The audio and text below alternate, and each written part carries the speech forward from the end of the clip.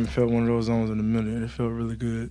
You know what I mean? Just to be aggressive and shoot the basketball and do what I want. You know what I mean? Like, that felt really good. And I'm capable of doing it. You know what I mean? So it felt good. It felt good to make shots, to give ourselves a chance to, be on the road game one and be aggressive.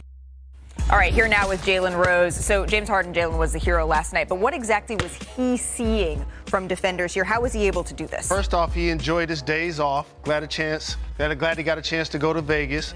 Some players perform better when they're in their zone. I appreciate that.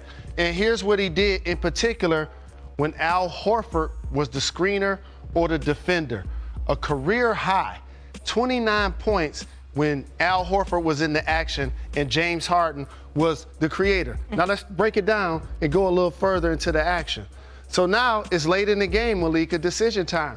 Doc Rivers, veteran coach, won a championship with the Boston Celtics, is going against a first-year coach of the Boston Celtics. Are we going to use our one timeout? He's thinking about it. Nah, we just going to give the ball to James and allow James to put himself in position to make the Celtics make a decision. So now let's see what Doc actually had to say about this moment. I had the one timeout, and I did not want to use that timeout. I just didn't want them to be able to set their defense up. We put George on the floor, took Paul out, had all smalls, which was scary because if they missed a free throw, we just took the gamble. I figured Tatum's not going to miss a free throw, but if he had, I don't know if they would have gotten well for us. Having said that, getting that floor space for him, and he shot the three. I didn't care what he did. He was going to get that shot, and that was good for us. And I'm going to say what he didn't say. Just in case they don't score, you still want to keep the timeout. Now watch this. You want to get James Harden to his left hand. Marcus Smart did a terrific job of pressuring him. And here's Al Horford. They call this the torture chamber. Because to be honest with you, I don't care how good your big is. If he's not going to block the shot and you get a clean look and you already on fire like James Harden was, you get a chance to make the dagger. And that's exactly what the Beard did without Joel Embiid. The 76ers go and bully game one at Boston. Well, and that shakes up the odds for this series, Jalen, because after losing game one as a 10-point favorite, the Celtics, they actually have a better record as an underdog than they do as a double-digit favorite this season. That's after recording the most losses and most win percentage as a double-digit favorite in the last 30 seasons. So let's take a listen to the Celtics after the loss. They were just in a rhythm throughout the whole game, and, I don't think our pressure and intensity was necessarily as high as it probably should have been to start. Embiid being out tonight, as much as you don't want to say it wasn't a factor, I think it was. And we have to be better. We have to understand that we have to be able to play with whatever happens, whatever variables. And but with our team, I just seen it happen. For us, for whatever reason. So back here with Zach and Perk, and last night it actually marked the first time the 76ers took a game one in a series against the Celtics since 1981. That's after losing 6 straight. So I do want to stick with the Celtics here, but one quick note on the 76ers. Doc Rivers did say that Joel Embiid was able to run today for the first time since spraining that LCL. So potentially he could be on his way back here, Zach. How worried should the Celtics be overall? First of all, standing ovation for James Harden, an absolute masterpiece when his team needed it most. The Celtics, since those first 2 games against Atlanta, their defense has been just kind of a mess. 5 games in a row of weird breakdowns that are not characteristic of a team that was number 2 in defense this year, number 1 by a mile last year. And it was evident last night. People won't remember it because of the shot clock violation steal in the Harden shot. But if we look at some of the film from last night, these are just weird plays where who's guarding DeAnthony Melton? You are. Oh, wait, nobody is. Oh, my God, DeAnthony Melton's wide open. They're getting too cute, trying to switch and pick and roll. Rob Williams does a nice job. Too little, too late closing out. Here's a staggered screen. Paul Reed just walks to the basket. Who's talking? Whose job is that? This is a serious championship contender.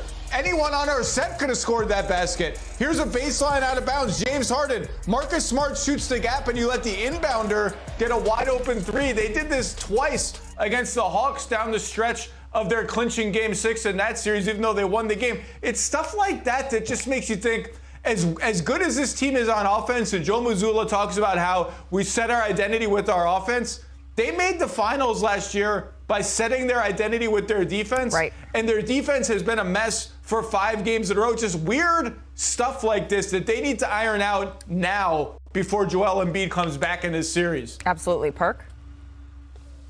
Well, the thing is, Zach, to follow up, is that they're not even thinking about defense. They're thinking about offense, and it's happening to affect their defense. They're thinking about how I'm going to go my turn on the offensive end, and no one is thinking about guard.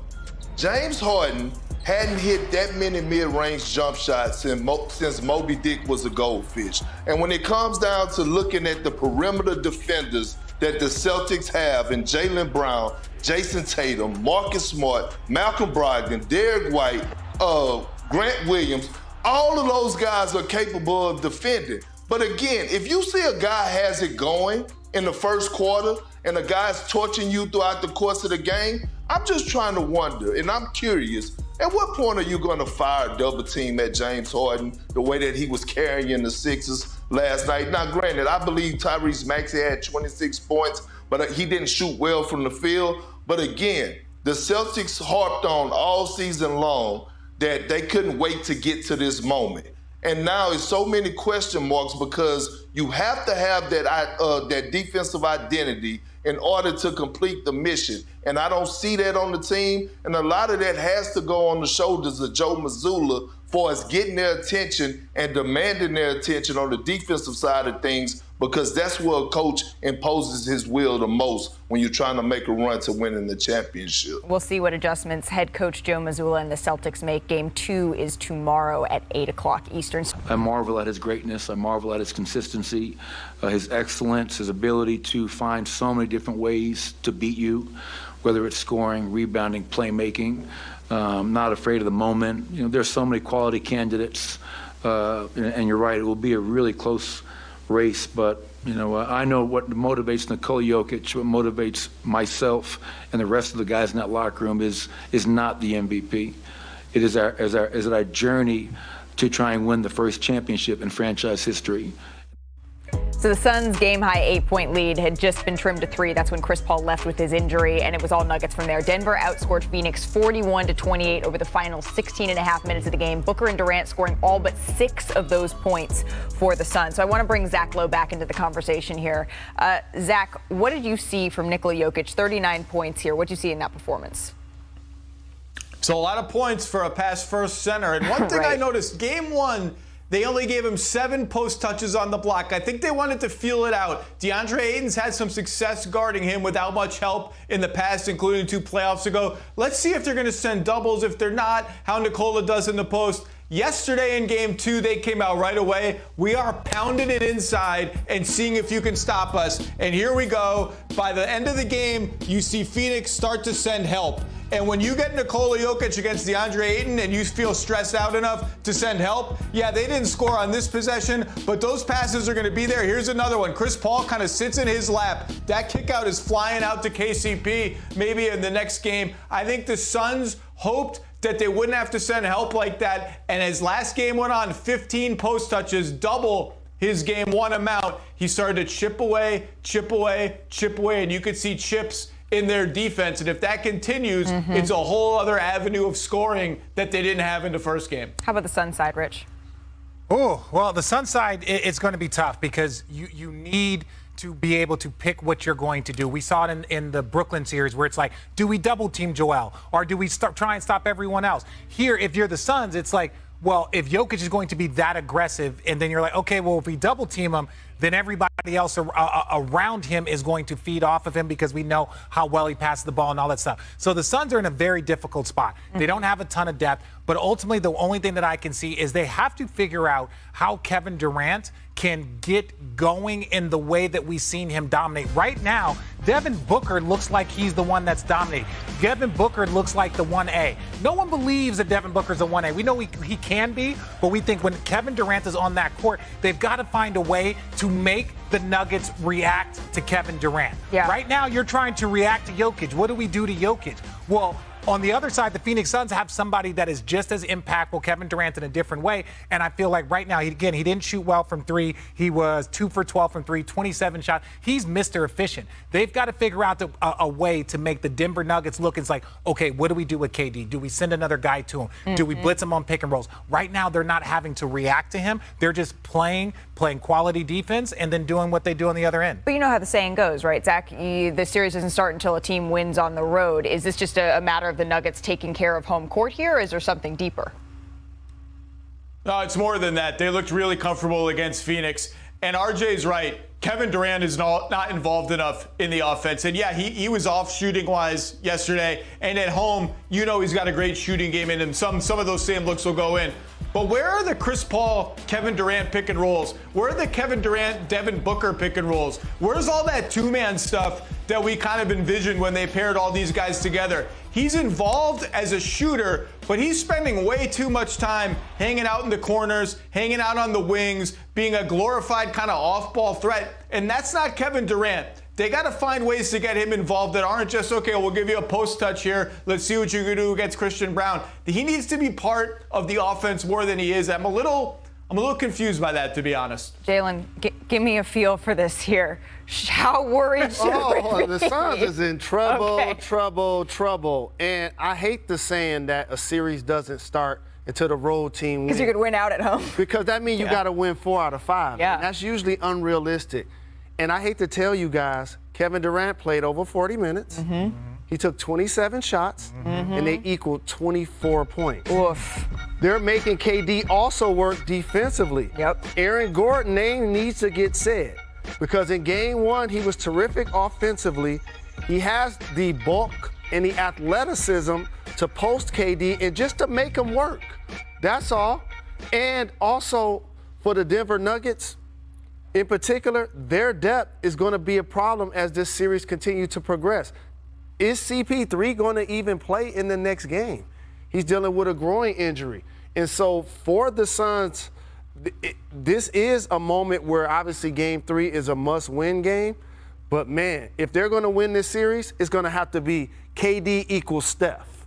It's going to have to be Booker equals yesterday James Harden. It's going to have to be Herculean efforts to lift them in order to win this series. The Denver Nuggets are in pole position. 1 for 2, 0 for 2, 1 for 7, 0 for 5. That was the Phoenix Suns bench. That ain't getting it done. That's not going to get it done, especially when you're going against the depth of the Denver Nuggets. All right, let's stick. Hey, what's up, guys? Jarek from Jaggy Sports here. Last night was incredible. You had Harden taking on Jason Tatum. Boston taking on the 76ers. What a game it was. And Harden ended up dropping 45 points. Phenomenal. What I like about Harden is he was so locked in. Sixers, they were actually celebrating after the win. He comes up to him, say, go back to the locker room. It's just one game. I love that. Because a lot of people, what they do is they celebrate small wins.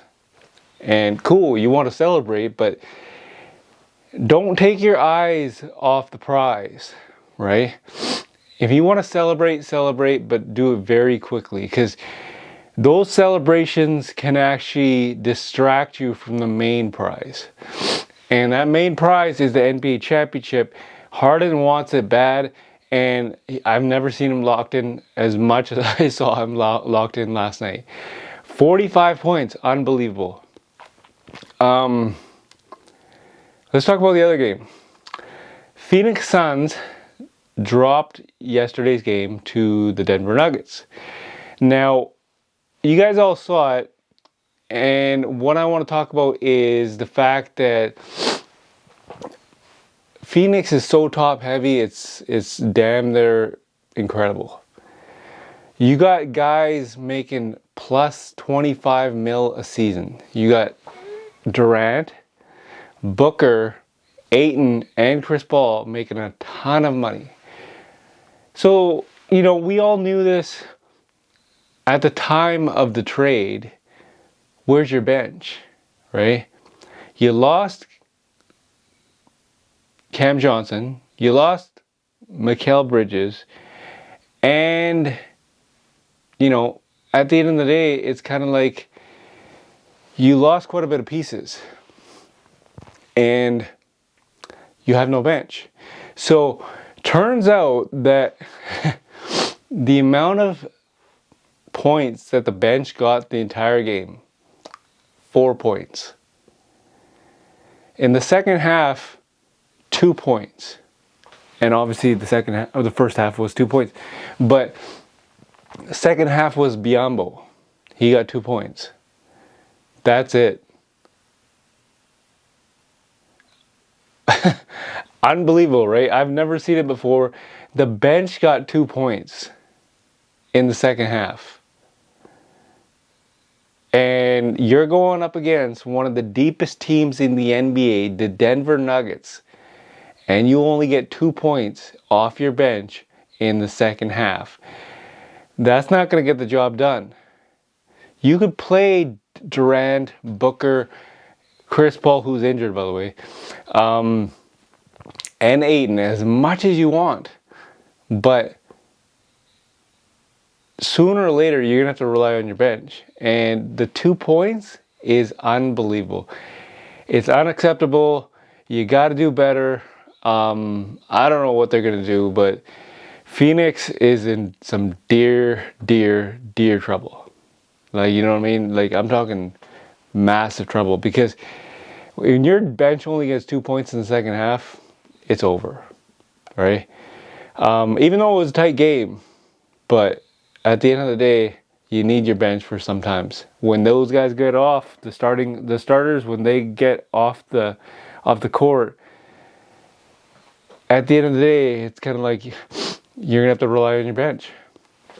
That's just the name of the game. You gotta rely on your bench. It doesn't make any sense for one person off the bench to get 2 points. I don't know. So Phoenix is in some deep trouble. Tonight you have the Knicks taking on the Miami Heat, and you have the Lakers taking on the Warriors. Both should be good games. I don't know what the status is about Jimmy Butler and his ankle. He's very tough. I'm sure it's fine, right? I'm sure he's doing whatever he can to remedy the situation. But, you know, I think he'll be back. You know what I mean? I think he'll be back. Julius Randle, I haven't not heard anything about that. But, you know, they need Julius Randle if they want to beat Miami. Just saying. Leave a comment in the comment section. Tell me what you guys think. Who's going to win these series? Is it going to be Denver? Is it going to be the Knicks or the Miami Heat? Is it going to be the Lakers or the Warriors? And is it going to be the Sixers or the Boston Celtics? Or Phoenix? You never know. Leave a comment in the comment section. As always, this is Jag from Jaggy Sports.